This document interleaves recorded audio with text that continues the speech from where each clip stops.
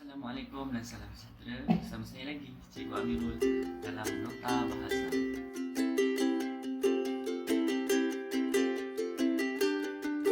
Kita akan berikan teks jilid 1 Bahasa Melayu tahun 3. Okey, kita akan buka muka surat 42. Untuk pembelajaran hari ini kita akan gunakan standard kandungan 1.1.3, iaitu mendengar dan mentafsir serta memberikan respon terhadap soalan bercapa. Jadi kita ada sesi soal jawab berdasarkan teks. Okey, mari kita teruskan.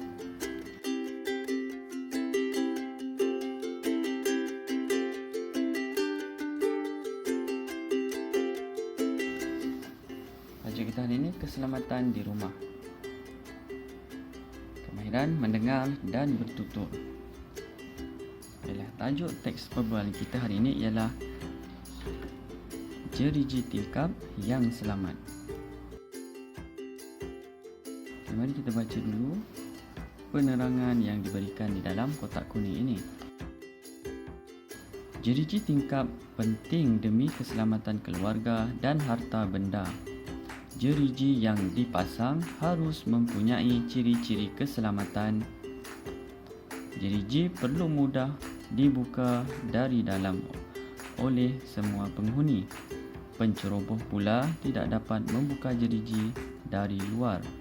Yang berikut ialah langkah untuk membuka jeriji. Langkah pertama, cabut pin keselamatan. Ini dalam gambar. Dan yang kedua, gelongsorkan jeriji. Tolak jeriji.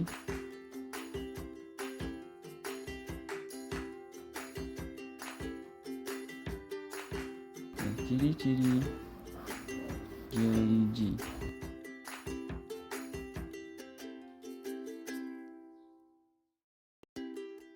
Peta minda. Yang pertama, mari kita tulis. Kita tengok di sini, jeriji tingkap penting untuk keselamatan keluarga dan harta benda.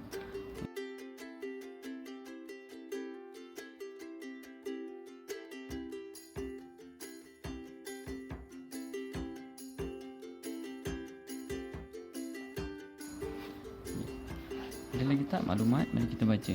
Jeriji yang dipasang harus mempunyai ciri-ciri keselamatan.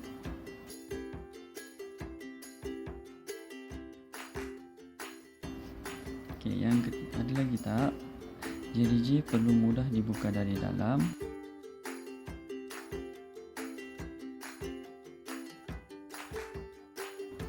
Seterusnya, penceroboh tidak dapat.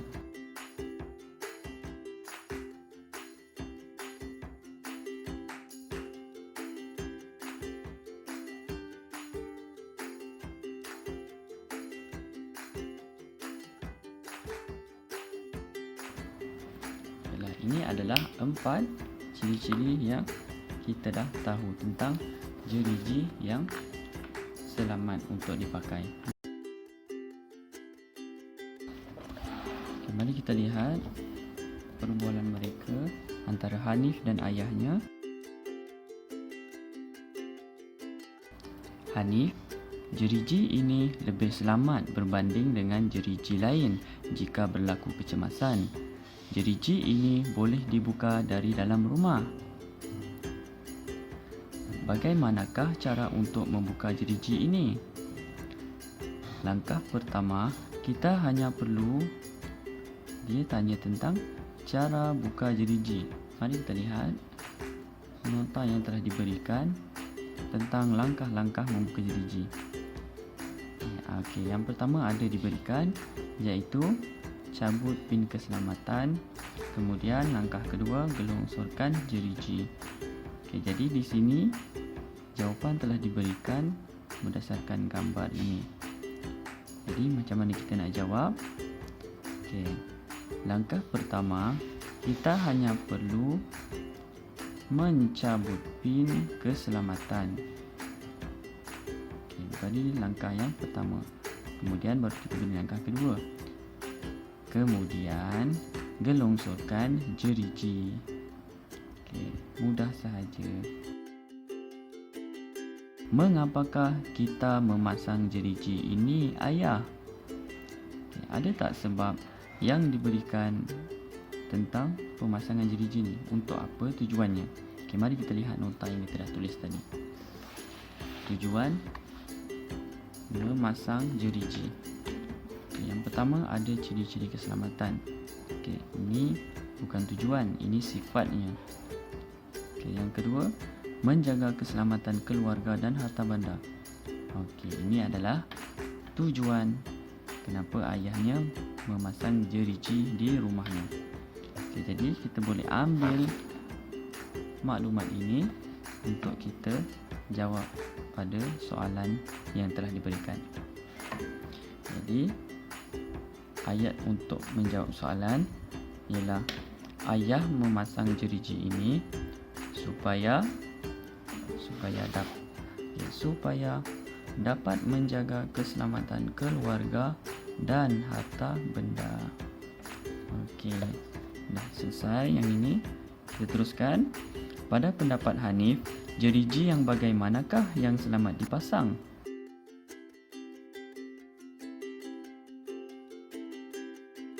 Kita tengok maklumat yang kita dah buat tadi.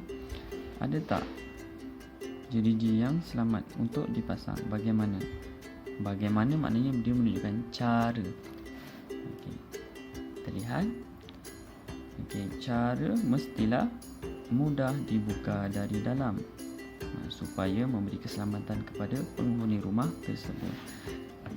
Jadi Hanif menjawab, jeriji yang selamat dipasang ialah mesti mudah dibuka dari dalam.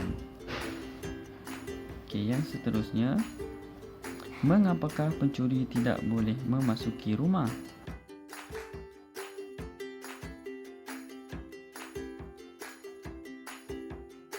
Kita lihat yang terakhir. Penceroboh tidak dapat buka jeriji dari luar. Jadi mengapakah pencuri tidak boleh memasuki rumah? Kerana jeriji tersebut tidak dapat dibuka dari luar. Baiklah, yang seterusnya kita pergi kepada latihan di dalam buku aktiviti. Latihan di dalam buku aktiviti.